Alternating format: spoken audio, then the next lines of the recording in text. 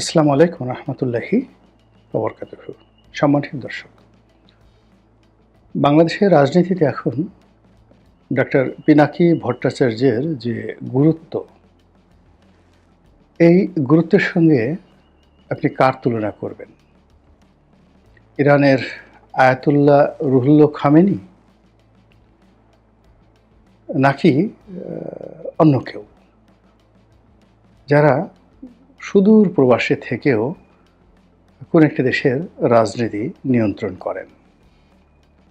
এখনকার বাস্তবতা হলো যে পিনাকি যা কিছু করছেন এই বাংলাদেশে, ঠিক সমপর্যায়ের কোনো রেকর্ড ২, ৪, ৫০০ বছরে বাংলাতে দূরের কথা, পৃথিবীর অন্য কোনো দেশে ছিল কিনা আমার জানা নেই। তার নিজস্ব কোনো সংগঠন নেই। তিনি স্পেসিফিক কোনো রাজনৈতিক মতাদর্শের তিনি প্রতিনিধিত্ব করেন না। তার নিজস্ব কোনো এজেন্ডা নেই, অথবা এই সময়টিতে গত ৮-১০ মাসের মধ্যে তার কোনো ফাইন্যান্সিয়াল বেনিফিট ছিল, কিংবা কোথাও থেকে ঘুষ খেয়েছেন, দুর্নীতি করেছেন, কোনো একটা নিয়োগ কিংবা বদলিতে তিনি প্রভাব বিস্তার করেছেন, এই সমস্ত দুর্নাম এবং বদনাম আমরা এখন পর্যন্ত শুনিনি। কিন্তু তার কারণে এই সময়টিতে অনেক কিছু ঘটে যাচ্ছে বাংলাদেশে।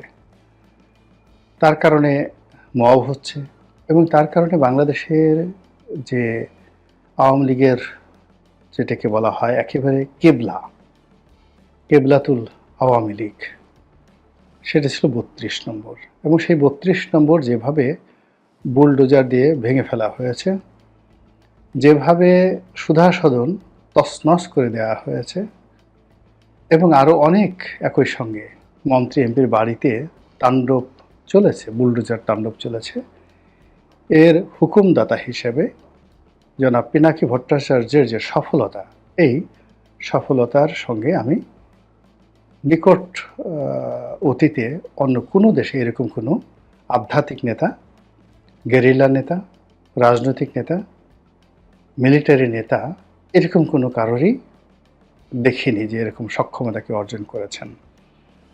এখন পিনাকির কথা মতো বাংলাদেশে অনেক কিছু হচ্ছে, এটা সত্য কথা। আপনি ভালো বলেন, মন্দ বলেন, এবং তার এই কাজ করার জন্য তার যথেষ্ট শক্তিশালী অনেকগুলো হাত আছে,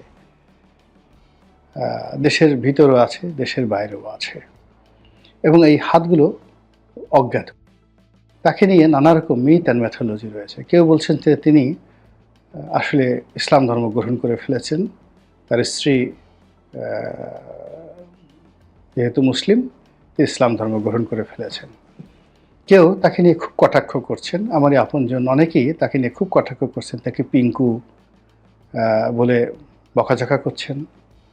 তারপর ৩ ইঞ্চি বলে তাকে খেপানোর চেষ্টা করছেন। ৩ ইঞ্চি বলতে আসলে কি বোঝাচ্ছেন, তার বুড়ো আঙ্গুল নাকি তার যে তর্জনী, তিনি তো কিছু হলেই এরকম আঙ্গুল দেখান। তো ৩ ইঞ্চি বলতে আসলে কি বোঝায় আমি সেটা বুঝতে পারিনি, কিন্তু এই জিনিসগুলো তাকে নিয়ে ট্রল হচ্ছে। আবার তাকে নিয়ে মানুষের যাকে বলা হয় রীতিমতো আতঙ্ক, ভয়, শ্রদ্ধা, প্রেম, ভালোবাসা সব মিলিয়ে একটা যাকে বলা হয় জগা খিচুড়ি হচ্ছে। তার বাড়ি বগুড়াতে, তার গ্রামের বাড়ি এখন অনেকের কাছে তীর্থ কেন্দ্রে পরিণত হয়েছে। তার মায়ের সালাম করার জন্য, তার মায়ের সঙ্গে দেখা করার জন্য সব দলের নেতারা নিয়মিত যায়, এবং আমাদের মিডিয়া জগৎ থেকে শুরু করে ব্যবসায়ী জগতের অনেকে কেবলমাত্র পিনাকিকে খুশি করার জন্য তার মায়ের কদমবুচি করে আসেন। এটাই বাস্তবতা। আমি একটি টেলিভিশন চ্যানেলের মালিককে জানি, যিনি শেখ হাসিনার দালাল রূপে বেশ কুখ্যাতি অর্জন করেছিলেন। তো সবাই ধারণা করেছিল যে তিনি গণপিটুনি খাবেন এবং তিনি বিতাড়িত হবেন, কিন্তু তিনি এখনও বহাল তবিয়তে আছেন। তো জিজ্ঞেস করলাম যে কারণটা কি, পরে জানা গেল যে তিনি পিনাকির মায়ের কদমবুচি করে এসেছেন। পিনাকির মাকে এনে তার চ্যানেলে মানে সংবর্ধনা দিয়েছেন, হয়তো বগুড়াতে গিয়েও দেখা সাক্ষাৎ করে এসেছেন। তো এই হলো পিনাকির গুরুত্ব। আমি এর আগেও পিনাকি নিয়ে আর একটা ভিডিও করেছি।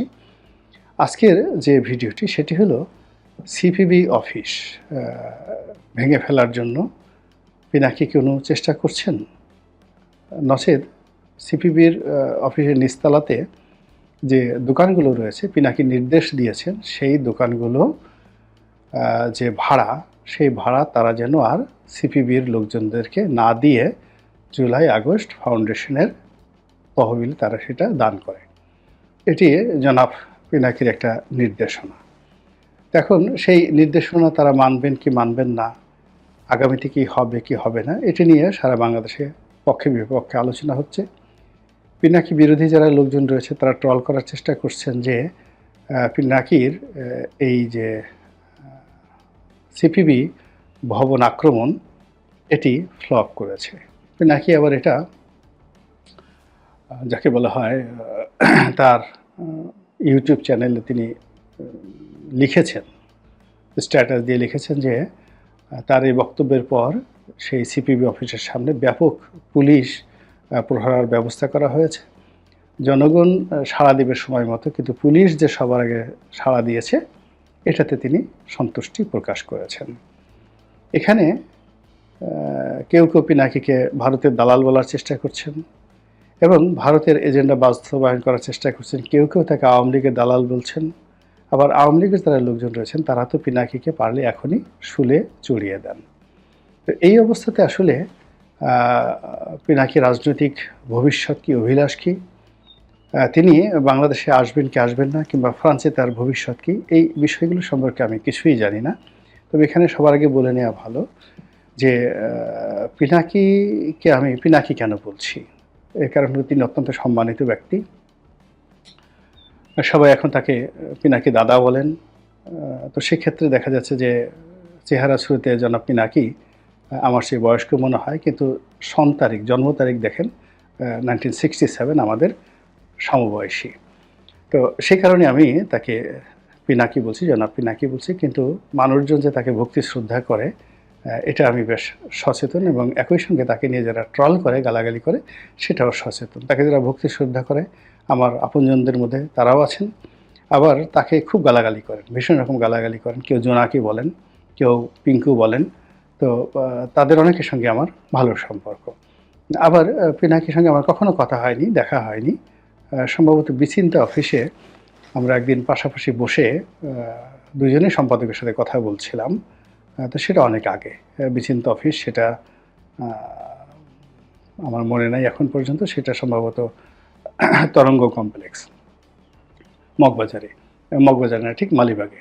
ব্যারিস্টার সৈয়দ ইশতিয়াকের অফিস ওখানে ছিল, মিনার মাহমুদ যখন এটার এডিটর ছিলেন। তো এনিওয়ে, এই দূর থেকে তাকে দেখেছি। শাহবাগ আন্দোলনের সময় তিনি খুব অ্যাক্টিভ ছিলেন, আমি সংসদ সদস্য ছিলাম, কিন্তু আমাদের আসলে সামনাসামনি কখনো পরিচয় হওয়ার সুযোগ হয়নি। ইউটিউবের মাধ্যমেই তিনি হয়তো আমার ভিডিওগুলো দেখেন, আমিও তার ভিডিও দেখি, এই পর্যন্তই। এখন পিনাকি নিয়ে যে আলোচনা, সে আলোচনা হলো যে সিপিবিকে তিনি যে টার্গেট করেছেন এটা এখানে থামবে না, এটা থামবে না। এটা সিপিবি খুব ভালো করে জানে।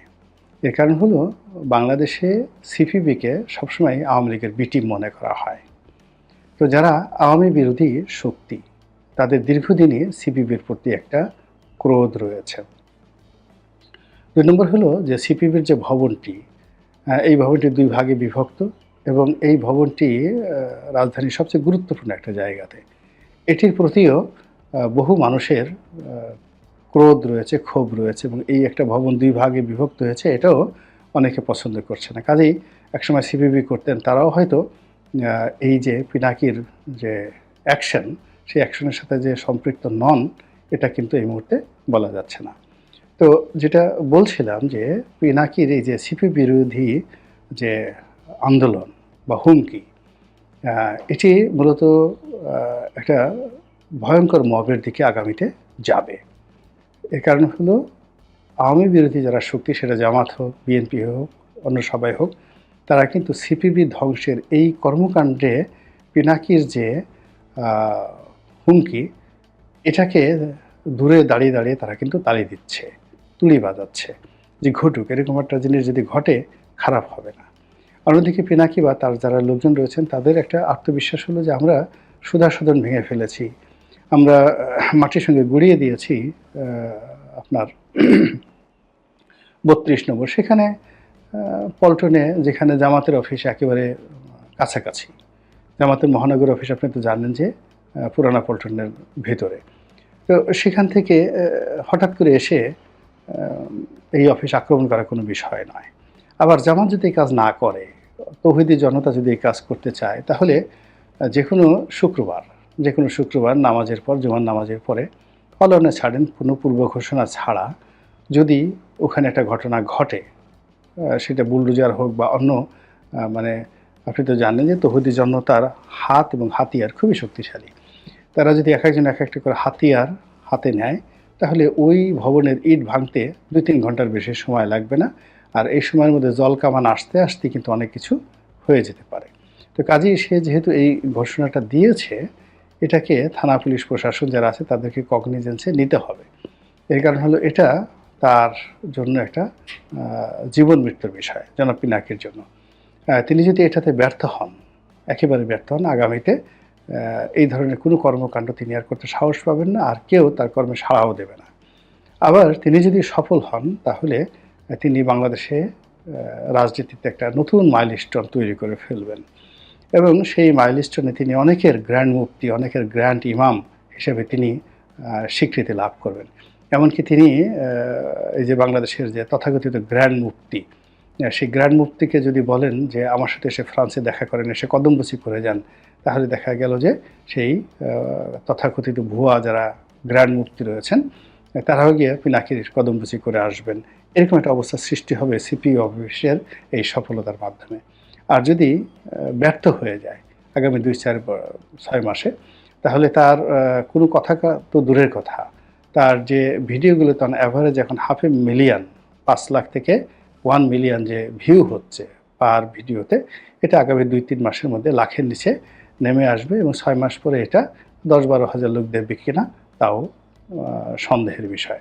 ঠিক কাজেই পিনাকি যেহেতু এই জিনিসটা বলে ফেলেছেন, তিনি এটার গুরুত্ব বুঝতে পারেন, বিকজ যে জিনিস খুব বেশি দ্রুত উত্থিত হয়, তা আবার খুব দ্রুত তাদের পতন হয়।